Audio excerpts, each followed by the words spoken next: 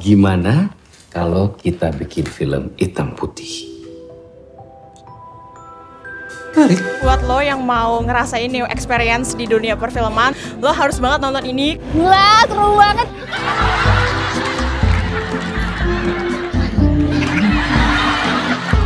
Film ini benar-benar unik, beda banget dari yang lu bayangin semua. Benar-benar out of the box. Filmnya bikin jatuh cinta banget. Ini film hitam putih tapi sangat berwarna.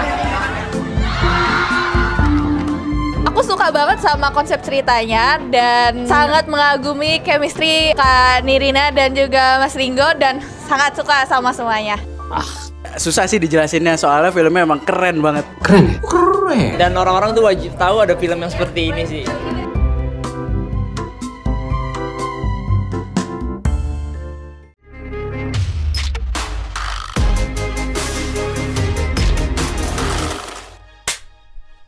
Selamat datang kembali di Inframe, bincang-bincang bersama para pelaku sinema. Hari ini kita kedatangan Ganindra Bimo. Cowok tuh kalau cowok banget tuh pakai pink tuh santai ya, nggak insecure, nggak takut diragukan kejantanannya gitu. Siapa juga yang mau menggugat kejantanannya Ganindra Bimo gitu. Itu ada apa dengan topi lu tuh bang? Gue merepress tato aja sih. Oh, biar balance. Kemarin datang ke acara pakai hitam-hitam, bilang terlalu maskulin lu, toxic masculinity. Aja toxic masculinity, dia gimana ngimbanginnya? Nah sekarang gue tatonya gue buka, gue kasih pink jadi sekarang tetep ditanya juga. Jadi ini SS sangar-sangar gemes sih ya. Dalemannya juga nggak sih? Ya nggak usah, nggak walaupun daleman looping kita nggak usah lihat. Tahu ya. Gimana Bin, kabar Bin? Baik. Lagi dan deg-degan. Kenapa sih? Deg-degan, bro. Gue nonton Inframe kan, pertanyaannya dalam-dalam. Waduh, enggak. Terus terakhir kali Sheila Dara kesini buat promoin Jejelep. Dia bilang harusnya lu tuh yang ditanya-tanya Ernest. Kenapa? Susah pertanyaannya. Aduh, yang bener loh. Lu percaya sama Sheila? Kan enggak sih. Omongan dia kan gak bisa dipercaya. Nggak, dia main game kan. Itu baru gue upload di IG gue kemarin. Lagi wartawan lagi nanya main game. Sheila mantap. Sheila Dara. Akhirnya kedatangan dengan Ganindra Bimo, aktor yang sampai sekarang kita belum berjodoh nih Bim ya. Belum nemu yang pas nih buat naro Bimo nih di film yang seperti apa gitu. Hopefully everything in time. Amin. In due course ya. Jadi sebenarnya postur lo atau fisik lo ini karena tuntutan pekerjaan atau dari dulu dari sebelum masuk entertainment lo tuh emang udah berbentuk gitu Bim? Ini atletis banget gitu. Gua ngejawabnya yang simple answer. Jangan dong, gua kan butuh durasi. Jadi dulu gua itu korban bullying. Jadi gua tuh SD sampai SMP itu berat badan gue 100 kilo, tinggi badan gue 162 cm bro. 100 kilo untuk 162 cm. Jadi emang besar. Obes lah ya? Obes. Ada fotonya ya, bisa dicari ya fotonya nanti bisa tampilin ya. Kalau nggak ada minta sama Bimo. Dibulinya tuh sampai selevel apa? Physical nggak? Kadang-kadang kan physical juga. Gua itu dulu SMP ketua OSIS. Jadi gua merasa bangga sama posisi makin nyebelin tuh pasti itu buat yang lain ya. Makin dihajar pasti. Bro. Makin pokoknya setiap datang ke sekolah tuh iya dicutein lah bro gua. Iya. Dicutein setiap hari, diledekin setiap hari. Oh gue denger dicutein. Cubit tete. Jadi itu trigger utama gua. Akhirnya gua punya mindset di kepala gimana caranya gue nggak dicutein, dada gue mesti kotak. Gitu. Oh gitu. Sekarang tetenya ngeras. Dapat gini, Andre ya tiap hari cutai juga. Boleh coba nggak? Jadi SMP dibully, SMA lu postur lu masih kayak gitu. Salah entry-nya gue. Gak apa-apa. Ntar boleh gantian deh. SMA masih. Postur lu masih begitu juga SMA? Nah, karena gue SMP dibully, gue mulai olahraga. Dulu olahraga gue zaman dulu itu informasi soal olahraga nggak sebanjir seperti sekarang kan. Sekarang kan lu kalau tinggal lu mau latihan apa aja, cari app ada, GPT bahkan bikin program yang bla bla bla GPT. Dulu kan nggak ada bro. Betul. Yang tahu olahraga cuman orang terdekat, which is nyokap gue. Yang tahu cuman aerobik sama sit up. Atau guru penjas. Not even guru penjas gue. Jadi guru penjas gue sama kayak gue. Oke, gendut juga. Gue suka dicutek juga. Pagi pak. Pagi Bim. Dinamika yang aneh ya antara guru dan murid ya. Ya gitu, jadi akhirnya gue memutuskan untuk olahraga serius di rumah. Apa? Push up, sit up, and then gue skipping. Nah, siapa tuh yang kamu tuh mendingan push up dari siapa programnya? Nyokap gue itu olahraga cuman taunya aerobik, sit up, dan dia taunya kalau cowok push up. Jadi itu aja yang lo lakukan setiap hari. Dan Dari mana tuh kepikiran skipping? Nah, dulu kan zamannya VCD kan, VCD sama DVD kecil ya. Laserdisc. Oh buset, laserdisc ya. Ya zamannya laserdisc. 90s lah ya ini ya. Laserdisc, gue ngeliat Michael Jordan, Penny Hardaway, gue tuh suka banget basket. Lihat, jagoan-jagoan tuh olahraganya skipping. Muhammad Ali juga skipping mulu. Tapi gue gak suka tinju dulu. Iya. Terus gue lihat teman-teman gue di sekolah yang kalau ke sekolah anak-anak basket, gue pakai jaket basket, bawa skipping men, jadi setiap hari skip, tak. Oh itu tuh keren tuh kayak gitu ya, maksudnya bisa jadi sehat. Gue gak tau sehatnya apa enggak ya, cuma maksudnya badannya bisa dapetin goals yang mereka mau tuh dengan caranya kayak gitu. Akhirnya gue kelas 3 atau kelas 1 nih? Kelas 1. Kelas 1, udah SMA berarti? Enggak, masih SMP. Kelas 2 SMP, gue ketua OSIS. Kelas 3 gue masih dalam tahap bullying. Tapi kelas 3 gue mulai untuk lebih serius lagi karena gue pengen punya pacar dulu. Oh, motivasinya itu. Iya, dulu pengen punya pacar. Akhirnya olahraga kan, wah rajin. Nggak dapet juga bro. Tapi efek ke badan lu cepet ketika itu dari program olahraga lu itu. Akhirnya karena gue ngerasa ada perubahan signifikan, akhirnya gue mulai cari tahu. Akhirnya gue ikutan gym gitu, nanya ke PT yang lebih serius. Olahraga tuh apa aja sih? Coba lu berenang, coba ini. Nah karena berenang dan basket dan gue cobain segala macam olahraga, akhirnya ternyata tubuh gue berkembang paling tinggi di antara keluarga gue.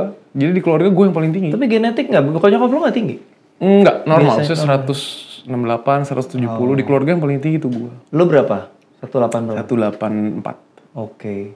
Jadi kelas berapa tuh lu udah mulai ngerasa? Gue mulai ngerasa kayak gue bisa nih kayak orang-orang waktu di SMP tuh kelas 2 SMA. 2 SMA. 2 tahun lah ya transformasi itu terjadi. Jadi anak basket. Jadi anak basket, suka banget sama basket. Gue ngerasa itu calling hidup gue, panggilan hidup gue. Gue ngerasa gue jago banget gitu kayak. Dan lu masuk klub basket gitu-gitu. Iya. Pengen jadi atlet basket ketika itu. Emang cita-cita gue jadi atlet basket. Bahkan gue tuh punya visi di kepala gue kalau gue kelak akan jadi pemain basket di Indonesia yang prestasinya A, B, C, D, F, G gitu. Gak apa-apa. Emang serius, dream big ya. Terus cedera ankle, nggak jadi atlet basket. Cederanya cukup serius berarti? Cederanya cukup serius. Gara-gara basket juga? Enggak? Gara-gara basket. Oke. Gua ada event prof atau pornas waktu itu, lupa lah. Pokoknya eventnya serius, gue cederanya serius. Tapi waktu ketika kaki gue lagi di gips, gue ikut VJ Hunt. Itu shifting karir gue di situ. Lu ikut VJ Hunt lagi kaki lu di gips? Iya. Jadi di panggung gimana tuh? Pakai kruk gitu? Enggak ya biasa aja. Ya patah tapi jalan aja. Jalan aja. Gitu. Maksudnya di gips kan kayak nggak kenapa-napa. Itu VJ Hunt tahun berapa tuh? 2008. 2008 di Bandung? Di Bandung di Ciamplas Walk. Gue orang terakhir yang ikut audisi di Bandung.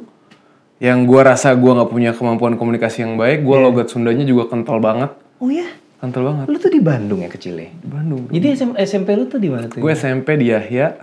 Ya ampun. Habis ini jangan di-search ya guru olahraganya siapa. Guru olahraganya baik. Guru olahraga yang suka cute itu gak usah di browsing ya. SMP di Yahya, SMA di? SMA gue di SMA 14 Bandung. Oh negeri ya, pindah ke negeri. Itu juga seru. Itu ngebuat salah satu yang ngebuat badan gue makin jadi adalah 14 komplek tentara, Nes. Di mana sih 14 tuh? Di PPI. Jadi setiap masuk sekolah itu komplek tentara. Dan gue kan dulu udah mulai tengil kan. Karena gue ngerasa anak basket tengil gitu. Maba lah. Bolos sekolah. Bolos ketemu tentara. Push up kamu. Push up 100. Oh ya gak apa-apa 100. Oke. Squat jam. Oh iya bagus ya. Ya mantep kan pak. Akhirnya lama-lama direkrut. Akhirnya dia mikir kenapa lu gak jadi tentara aja bro. Push up kamu. Squat jam kamu. Daftar kamu. Oh jadi VJ-an 2008 ya. Fun fact gue tuh ikut VJ-an juga dulu di Bandung Supermall. Angkatannya Daniel. Zaman gue kuliah. 2005 ikut gue. Ya kalau Mia Kusuma. Daniel tuh satu angkatan gue audisinya ya. Dia lolos kan, gue enggak. Tapi belum 2003 sekitar segitu tuh 2003 2004 lah. Kurang lebih. Oke, so dari tapi kan nggak lolos. Gue lolos. Oh lu lolos. Gue orang terakhir di Bandung yang ikut audisi. Gue lolos bareng sama Rizky Kinos. Oh. Dia juaranya, gue nggak juara. Juaranya ketika itu Kinos. Kinos sama Robi Purba.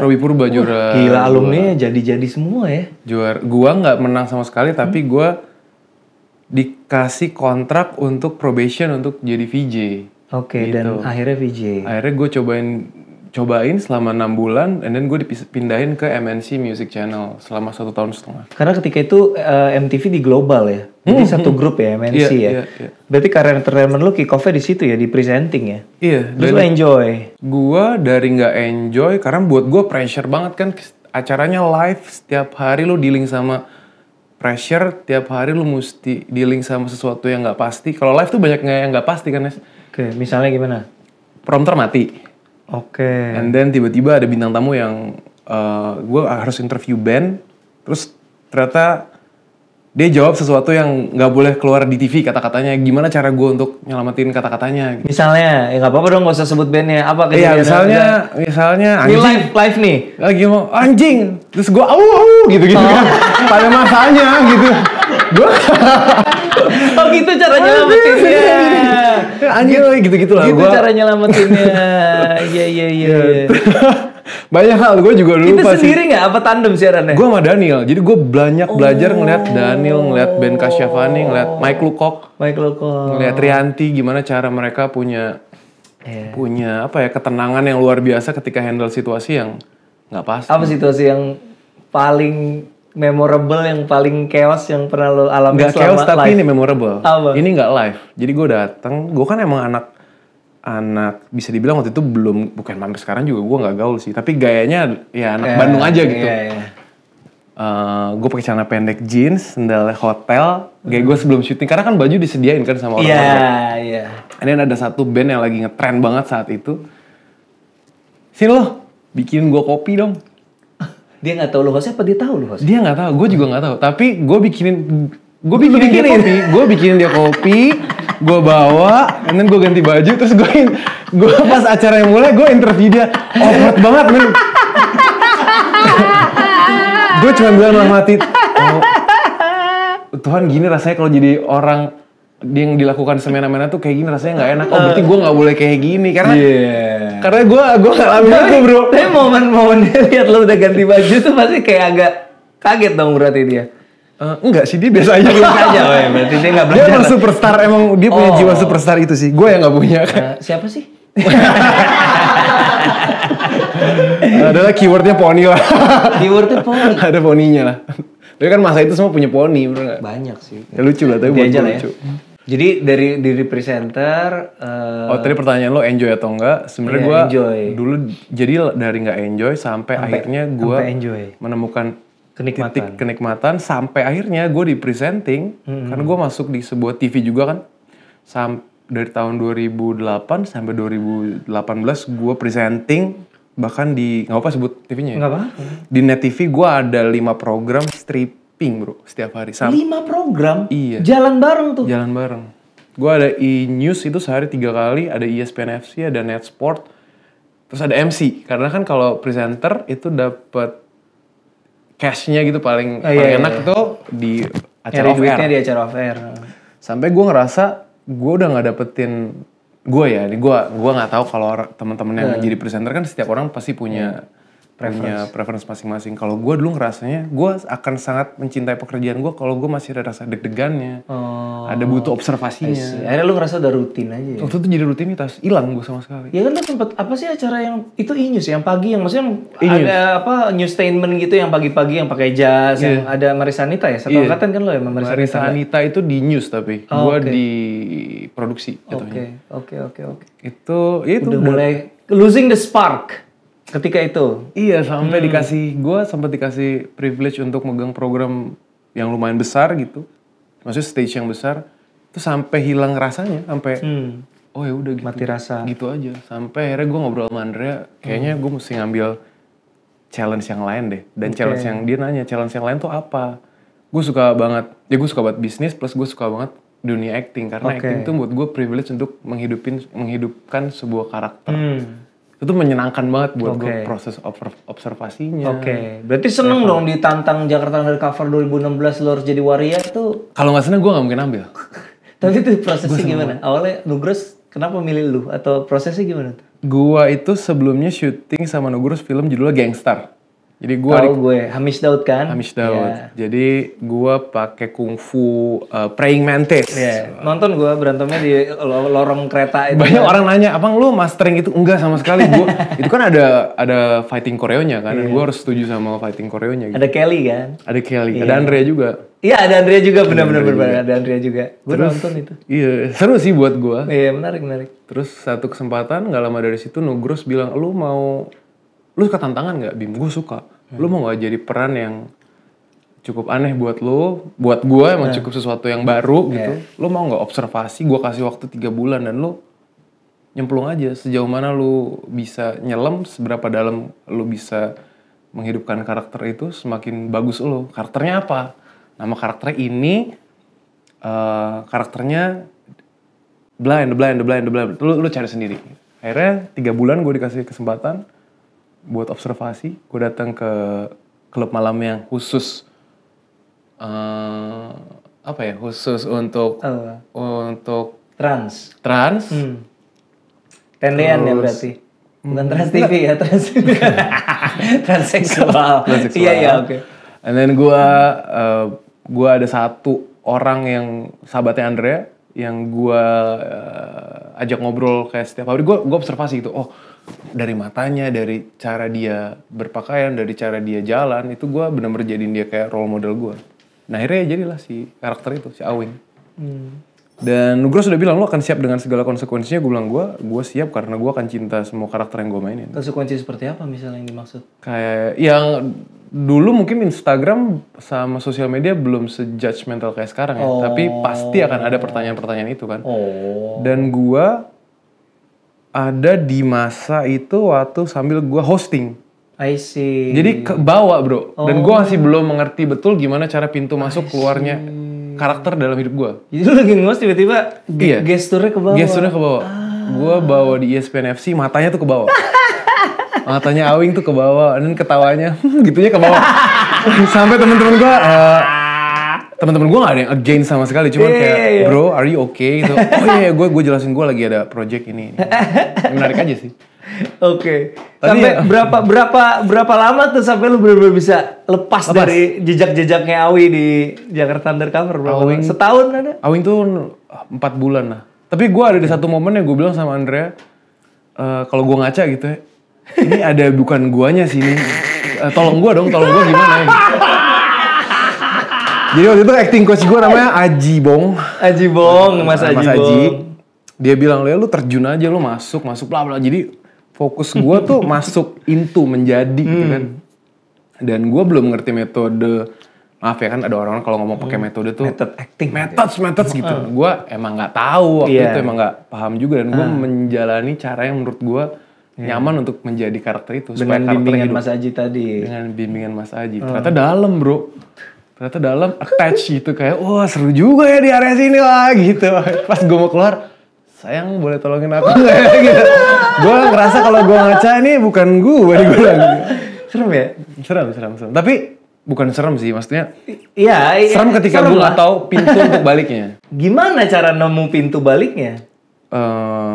Waktu itu gue sampai ke profesional. Ke psikiater. Even psikiater ya? Ke psikiater, tapi nggak minta obat. Cuman dia ngejelasin kalau bla bla bla bla. Akhirnya pintunya gue jalan-jalan sama Andrea, gue recall memori baik semua sama Andrea apa segala macam. Jadi gue tahu itu pintu di mana gue masuk ke sebuah karakter dan gue bisa keluar dari karakter itu. Gue tutup pintunya, tapi gue punya bank di kepala gue tuh ya Nes ya.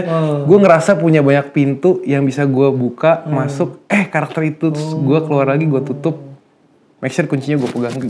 So she's still inside you ya, somehow ya? Bukan lo bunuh atau lo buang ya, lo simpen jatuhnya ya? Iya, bahkan sampai project sekarang kalau banyak orang yang ngomong Awing gitu, gue sih bilang, oh iya memang ya itu gue, karena gue dikasih kesempatan sama universe-nya untuk menghidupkan dia, jadi nggak ada sedetik pun gue menyesali karakter itu.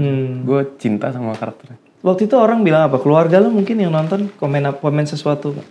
Pas lu nonton Gue filmnya. inget beres nonton film itu pertama kali, karena gue juga nonton itu pas premier, itu semua orang Wing gitu bro, diglorifikasi. Begitu juga pas gue liat nyokap gue. Oke. Kayaknya nggak usah segitunya, biasa aja gitu. Lucu aja sih. Nyokap lu gak ikut manggil Awing nggak kan? Enggak, tapi dia seneng aja, seneng.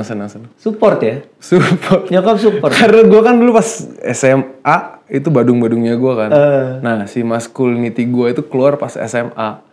Kayak gue suka balapan motor lah, ikutan berantem di jalanan lah, tawuran gitu. Maksudnya bandel lah dulu gue. Tawuran tapi kalau mukul tuh kayak gitu kan, kalau tawuran zaman dulu kan gitu kan, nggak mukul gitu kayak berisik doang. Terus dipisahin gitu. Padahal pas ditanya lu udah ngepukul nggak ada. Ya, tapi di era itu lah. Iya. Nah nyokap gue ngeliat ada twist di situ, dia ngerasa lu punya kenikmatan di dunia acting ya, udah lu jalanin aja, lu proceed aja terus apa yang menurut lu bener. Orang kalau biasa kan kayak nyelup tuh sedikit-sedikit gitu. Lu langsung aja ya, udah terjun aja ya. Orang barat orang nggak pernah berenang tuh belajarnya langsung di Samudra Hindia gitu. Langsung gue bersyukur laut gitu. Karena gue nggak baby steps gitu, nggak baby steps langsung nyebur kayak begitu gitu. Tapi baby steps juga sih bisa juga. Karena gue pernah di filmnya kan sebelum Jakarta Undercover ada itu, gangster. Gue ada gangster. Sama gue dulu di Trans TV sketsa bro. Hah, lu main sketsa? Main, gue 3 bulan. Main sketsa lu? Main sketsa. Itu gue pertama Lucu kali dong. ngerasa enggak. Kayaknya yang lain 2 tahun, 3 tahun gitu, gue 3 bulan. Karena langsung di-cut. Karena orang ngeliat mungkin kayak lu nggak lucu ya gitu. Kayak, iya saya nggak lucu. Emang harus lucu ya gue bilang. Iya. Tapi lu nyaman nggak bersketsa? Nggak harus nyaman, gue pernah nyoba dan gue wah this is not for me lah, nggak bisa. Itu kan momentum kan, masalah momentum kayak. Momentum dan chemistry. Chemistry iya, ya. chemistry sama yang lain juga. Iya. Kan karena menurut gue ketika di sketsa, guanya nggak harus lucu, tapi ceritanya lucu, and then buangannya, katunya gitu yang bikin jadi lucu. Nah gue nggak punya waktu itu, otak gue nggak punya kemampuan untuk gimana harus apa sih lucu tuh, gimana cara untuk ngelempar jokes tuh. Terus jokes seperti apa yang diterima sama audiensnya sketsa gitu, beda banget. Mungkin gue terlalu banyak mikir, yang lain nggak mikir gitu, kayak ngomong aja dan jadi lucu. Kalau gue apa-apa dipikirin. Iya. Nggak works lah di gue. Jadi udah memvonis diri lu kalau komedi is not for me, nggak juga? Nggak. Gue jujur ya, gue pengen banget main belum komedi. Apa film paling Pariban. Drama komedi ya? Itu gue syuting sama Ucup. Iya. Pas syuting itu sampai ada yang 7 kali take, 8 kali take gitu ya, gue ngerasa gila ini lucu gak ya? Pas premier orang ketawa bro, terutama di Medan ya, pas gue premier di Medan gitu bareng sama Avengers. Dan studionya gue full. Kayak orang-orang ketawa gitu, kayak gitu rasanya. Oh ini yang dirasain kalau anak-anak stand up, orang-orang yang main film komedi lucu tuh kayak gini rasanya. Ini ya. Menyenangkan ya? Menyenangkan. Harus ya Bim kita bikin komedi apa kayak gitu ya Bim. Amin. Kan lu main action, main drama juga. Terus terakhir juga congrats ya dapat Best Supporting Actor in Series Program Serigala Terakhir, menang di Content Asia Awards 2023. Terima kasih. Prosesnya gimana sih Bim kalau kayak series yang kayak gitu tuh, kalau series tuh treatmentnya beda gak sih sama film? Iya bisa gue bilang beda banget. Dan gue ketika ambil proyeknya itu gue langsung komit sama Andrea dulu di awal. Karena gue bilang ini akan persiapannya 2 bulan, syutingnya akan 4 bulan, 6 bulan gue akan masuk ke pintu yang tadi gue bilang di dalam kepala gue. Dan gue kemungkinan besar akan coba menjadi dia di luar dunia syutingnya juga. Gitu? Ya kalau gue ngerasa lebih nyaman untuk ngejaga stay in karakternya. Walaupun di rumah nggak totally jadi dia ya, tapi gue ngerasa ada detail-detail kecil yang bisa gue bawa. Dan ketika gue ditawarin project itu tuh menarik banget sih buat gue Nes, karena salah satu film yang ngebuat gue pengen jadi seorang aktor itu ketika gue nonton Serigala Terakhir Mbak Upi 2009. Itu gue nonton tuh masih ngerasa gila gue pengen banget ada di film action yang kayak gini. Terus sekarang tawarannya ada di depan kepala gue, yang direct Tommy Dewo, dan dia ngasih ruang sama gue. Menurut lo karakter lo tuh kayak gimana supaya bisa menghadirkan kengerian tanpa lo ngomong gitu? Ya udah akhirnya di breakdown berdasarkan ilmu yang gue dapat dari Om Rosa, dari Muhammad kan gitu ya, gimana caranya ngebedah karakter. Ada aku aktor, aku diri, aku tokoh, yang gitu-gitulah. Terus ada Ceritain dong. Oke. Panjang ya? Nggak apa-apa. Jadi kalau aku diri tuh, Bimo tuh sukanya apa sih? Hobinya apa sih? Cara ngomongnya gimana sih? Terus identifikasinya Bimo tuh seperti apa sih? Terus kalau aku aktor sama aku tokoh tuh hampir sama sih kurang lebih. Tapi apa yang dilakukan dan dipikirkan dan dibutuhkan dan jadi identitasnya aktor dan tokohnya. Jadi beda kan? Bimo punya 5 matrix, punya 10 matrix ini. Si tokohnya dan aktornya punya 10 matrix ini. Gimana cara ngebedain antara Bimo dan si karakternya? Itu berarti harus ditulis di list down dulu gitu. Kalau gue termasuk yang iya. Walaupun ada beberapa sutradara, beberapa project juga yang nggak pengen kayak gitu. Nanti gue cerita ya. Kalau yang ini gue dikasih ruang untuk diperbolehkan untuk melakukan hal itu. And then gue ngebedah lagi karakternya berdasarkan skrip dan coupling yang gue punya di 8 episode. Itu gue bedah berdasarkan sosiologi, psikologi, fisiologi. Jadi gue ngeliat kalau karakternya namanya kan Moreno Konga. Kenapa dia jadi karakter yang antagonis, fasis, terus dark, hitam aja hidupnya hitam, gak ada putihnya. Terus buku-buku apa yang karakter ini dulu baca waktu dia di penjara, berapa lama dia di penjara, apa kebiasaan-kebiasaan dia di penjara. Dia ngerokok atau enggak, gestur tangannya gimana, cara jalannya gimana, cara dia ngeliat tuh gimana. Kalau gue udah punya fondasinya, itu kan tapi desain secara teori kan. Dan itu sebenarnya salah ketika lu ngedesain dan belum pernah lu praktekin, lu nggak uji sama matriks diri lu. Lu nggak pakai dalam kehidupan lu sehari-hari, lu akan cuma teori aja. Jadi gue mesti praktekin itu dulu, apply berdasarkan si kitabnya, which is kitabnya si skrip. Tapi pas lu nge-breakdown si Moreno di kepala lu kayak gini itu sebelum lu mulai hidupkan, lu discuss dulu lagi sama direkturnya, sama Tommy. Sama Tommy. Kayak gini nggak gitu? Iya. Dan gue pas reading masih jadi gue, kan banyak yang reading udah wah gitu. Kalau gue emang itu lebih ke sakit tenggorokan. Ya kan kadang-kadang ada yang reading kayak teriak gebrak meja itu. Kalau gue termasuk yang reading ya baca aja dulu sampai emang udah tahu, udah tahu ritmenya, udah tahu pace-nya, udah tahu treatmentnya Tommy mau apa, baru kita boleh nggak desain gue seperti ini nanti. Nanti akan terjadi seperti ini di scene ini. Grafiknya nih dari skrip yang lo udah kasih kayaknya yang gue rasain Moreno tuh karena udah punya background tadi yang gue sebutin udah dibedah dari 3 faktor tadi. Kayaknya secara needs dia akan meledak di sini deh Tom. Jadi nggak mungkin kalau lu bikin dia ledak di sini nggak kayak gitulah. Jadi kayak kita main puzzle. Berarti terkait sama skrip juga sebenarnya. Iya. Nanti kalau skripnya ada yang dibongkar itu langsung dilakukan sama sutradara atau melibatkan penulisnya lagi? Gua kalau karakternya udah lock, kalau secara ideologi karakternya udah masuk, mau skripnya kayak apa juga itu terjadi sendiri, Nas. Udah nggak ngikutin skripnya, tapi rasanya ada di situ. Tapi kalau lo nggak ngikutin skrip kan nanti terkait sama departemen lain juga yang nggak ready merespon lo. Maksudnya direkturnya juga kan harus ready kan? Ya benar. Tapi ada kalanya gini, kayak misalnya mengisi sebuah kekosongan. Misalnya ada satu scene ya. Oh iya. Contohnya gini, scene interview. Di interview itu ada satu orang cengengesan. Terus gue nggak ngerespon kayak. Padahal karakter gue didesain untuk lu nggak mungkin diketawain ketika interview, bisa-bisa dicolok mata lu gitu kan. Nah itu yang kayak gitu-gitu dulu diisi dengan lu ngisi gitu, nggak kosong, nggak bentukan ketika reading kan nggak ada janjian gitu. It's not about janjian, man. Kalau karakter lu udah ada dirasa itu kayaknya karakter itu akan hidup dengan sendirinya. Nah emang tipis sih, emang slightly banget sih. Iya. Nggak, tadi gue lebih ke merespon yang tadi lu bilang, kayak lu bilang itu harusnya dia meledak di sini, nggak di sini. Mungkin kan berarti itu berimplikasinya ke skrip gitu. Iya. Kalau hal yang sebasic itu yang sefundamental itu gitu.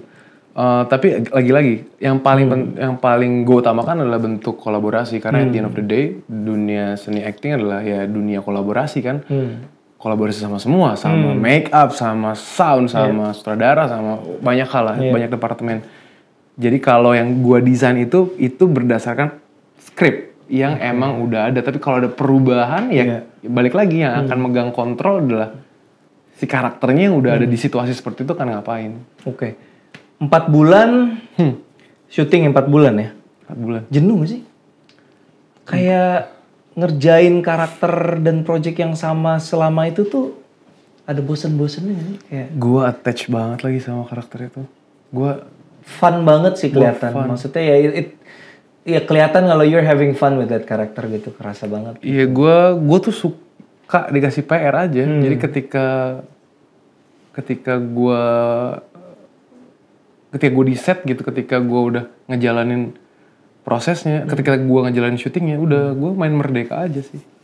Dan tricky loh, maksudnya karakter kayak si Reno ini kan kayak basic archetype-nya kan bukan sesuatu yang baru. Iya. I mean penjahat yang sok cool dan bengis itu kan bukan sesuatu yang baru kan. I mean bisa tergelincir menjadi stereotypical gitu. Iya. Itu kan, tapi maksudnya enak aja lu delivernya gitu. Dan itu menurut gue salah satu faktor, maksudnya salah satu yang viral yang banyak di klip-klipin kan pasti scene-nya lu gitu loh. Berarti itu bukti kalau orang suka gitu ya kan. Iya, bahkan orang bawa itu ke kehidupan nyata gitu, kayak ih bucin lu kan Reno. Bukan gue ya udah, tapi bukan, nggak perlu dilawan kan kayak gitu ya, makasih ya gitu. Berarti aja. musimnya sekarang lagi musimnya Reno, berarti di tempat umum lu dipanggilnya Bang Reno gitu. Reno iya. Waktu musimnya Drew dipanggilnya Drew. Jadi ya Drew itu yang di Genderuwo. Genderuwonya yang itu Jagat Arwah. Jagat Arwah. Itu juga lumayan tuh Drew. Di Jejelep nama lu siapa ya? Jem. Oh iya Jem. Itu kenapa sih namanya Jem? Singkatan dari apa sih? Jem tuh kalau lu perhatiin di dalam filmnya, dia ada dia bernarasi gitu, dia ngasih tahu ke Aurora kalau gue tuh pindah ke Inggris karena gue mau keluar dari bayang-bayang bokap gue. Bokap gue tuh super power, gue enggak. Dan gue pindah ke sini, gue mau nunjukin sama dunia, terutama bokap gue, kalau gue bisa. Dan di sini gue cuma pakai nama Jem, titik. Jadi kayak dia mau describe dirinya bebas dari embel-embel bapaknya, nama besar keluarganya. Bapaknya.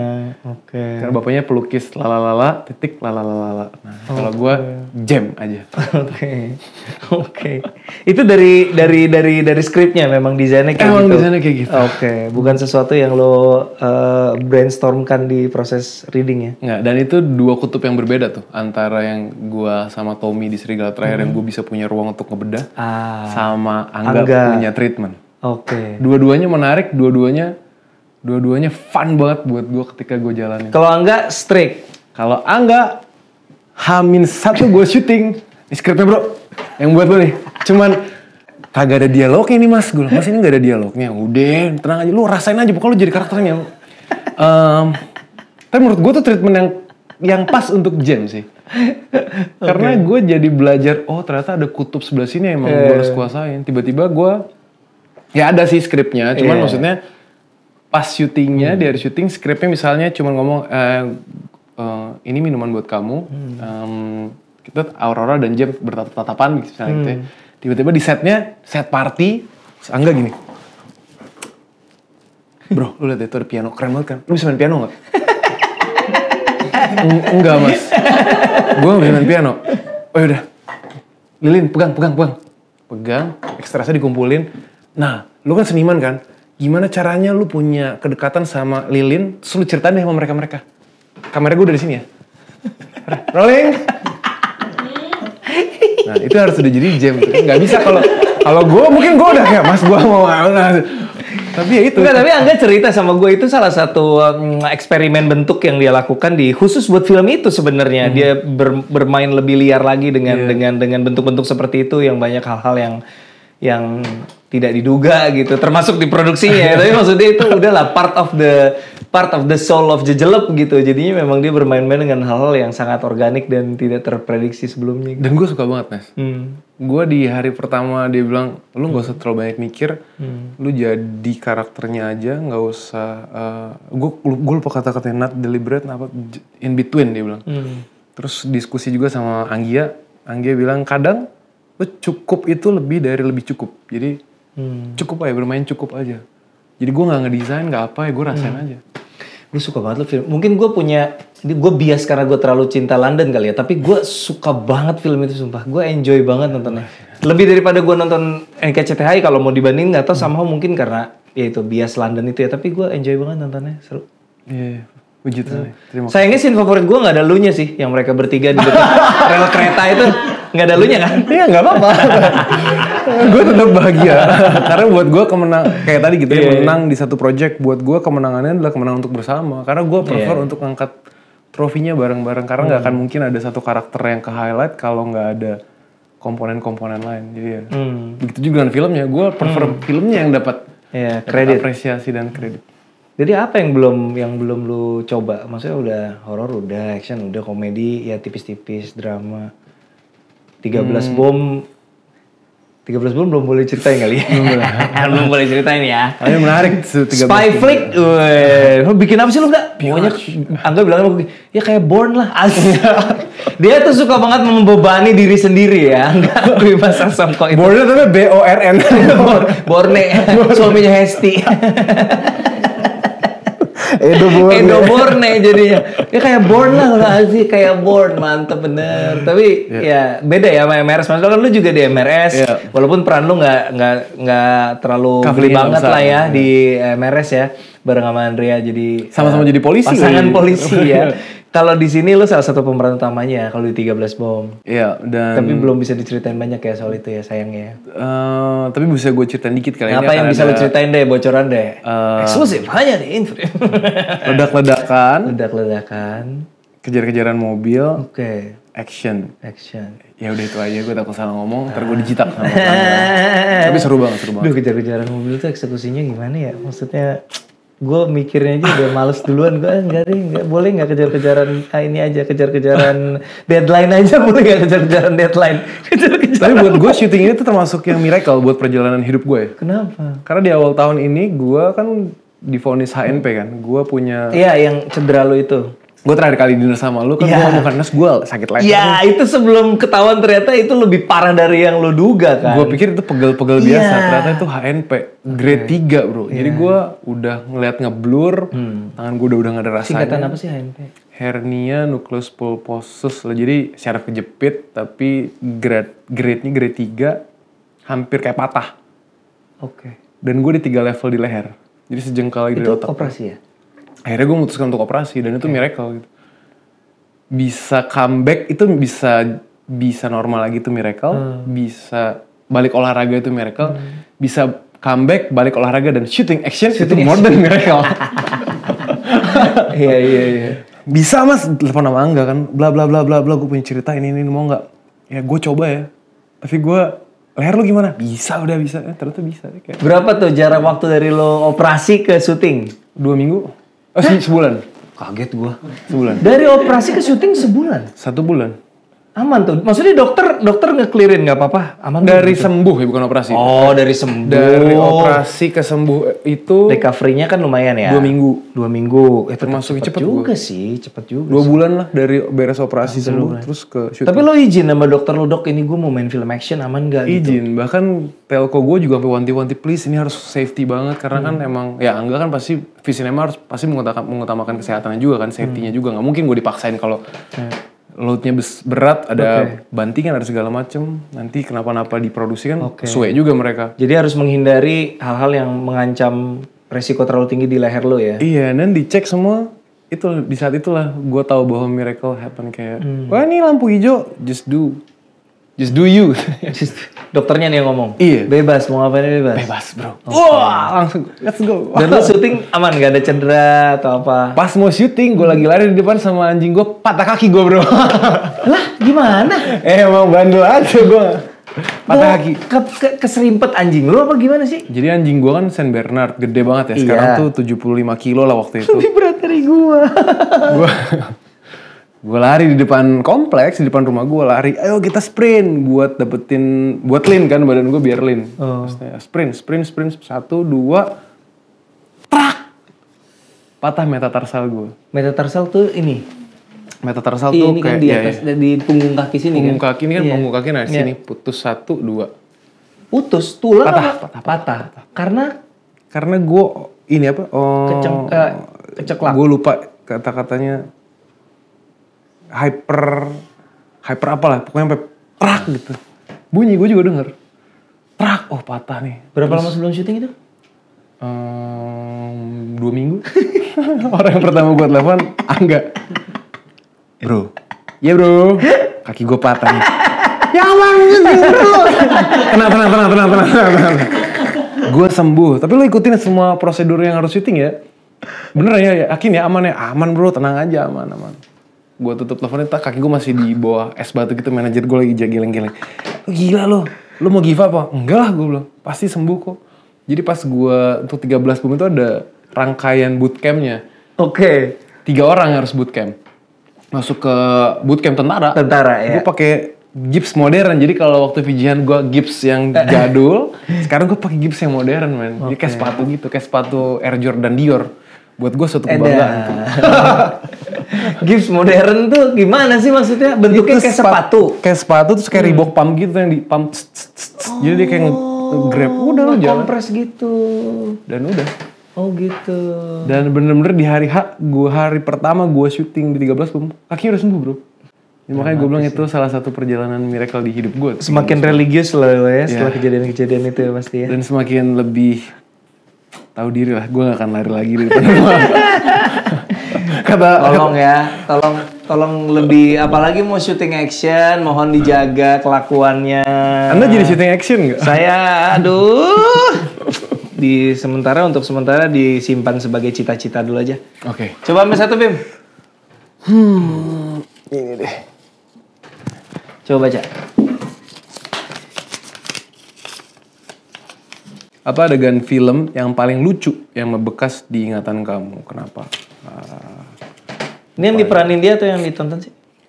Yang paling gue inget kali sekarang ya. Sebenarnya banyak sih, cuman yang paling membekas di kepala gue karena lumayan viral gue dan gue baru tahu sekarang kalau ternyata orang yang maksudnya lawan acting partner acting gue tuh waktu itu udah punya positioning yang lumayan gitu. Ebel Cobra di film Serigal Terakhir. Ini ceritanya jadi anak buah gue. Oke. Gue kan kalau udah action gitu dan gue udah datang ke set udah dikasih kumis, udah pakai kumis. Udah jadilah ibaratnya gitu. Gue nggak tahu dia siapa bro. Maksudnya gue di saat itu gue nggak fokus kalau dia ada siapa-siapa yang gue lakukan adalah tanggung jawab gue untuk menghidupkan perannya aja. Ebel lagi. Dia ketawa, pak gitu kan gue. Lu gampar karena emang sesuai skrip. Enggak secara. Gue nggak secara hierarki. Secara hierarki di karakter gue tuh kayaknya sah aja nih kan. Layernya banyak, gue di atas, dia di bawah banget. Oh sah nih, dia ketawa-ketawa, pak. Stormy juga gue pikir bakal ngangkat atau apa gitu kan. Jadi ya udah, pokoknya pak. Oke tuh.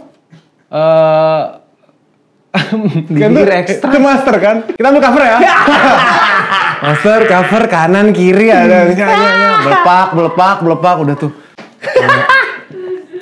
Bang Bimo, nanti nampar lagi gak? Gak bercanda kan? Terus gua itu, bukannya sombong, maksud gua ngomong apa adanya. Dari tadi kamu ngeliat saya bercanda atau enggak? Gitu, gua ngomong gitu kayak, oh iya, saya gak bercanda. Maksudnya emang segitu aja.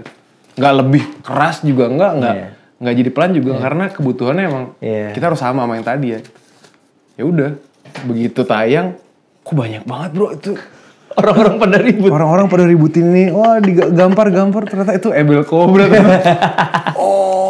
Ebel Cobra, stand up comedian yang paling aneh sejagat raya. Mantap Ebel Cobra. Tapi di momen itu juga gue, ya maksudnya ya udah gitu. Aja sih. Lu sangka ekstra apa gimana tuh ketika itu? Nggak tahu. Tapi siapapun itu ya. Iya sih, lu udah karakter ya, udah nggak peduli ya. Oke. Ebel nggak marah tuh ya? Gue nggak tahu sih, tapi Bel kalau nonton ini gue minta maaf ya udah gampar lo. But ya. Sebagai balasannya Bel lo boleh cubit tete dia. Puas ya deh. Oke. So yang berikutnya yang akan ditunggu-tunggu dari Gen Bro upcoming adalah 13 Bom di Jakarta, tapi belum rilis tanggal tayang juga ya? Belum rilis tanggal tayang, so pantengin aja. Pasti nanti kalau ada informasinya pasti akan ada di sosial medianya. Gue berharap bisa kerja sama bareng sama Ernest sih. Amin. Gue juga pengen banget kita ketika waktunya tiba ya. Oke, amin. Thank you banget Bim. Udah segini. Oh, belum puas. Sheila bilang pertanyaannya susah. Semakin menunjukkan bahwa Sheila Dara tidak pernah reliable dan selalu tidak bisa diandalkan ucapannya. Sheila. Thank you Bim. Thank you so much. Banget. Terima kasih teman-teman sudah menyimak Inframe bincang-bincang bersama para pelaku sinema. Sampai jumpa di episode berikutnya. Dadah.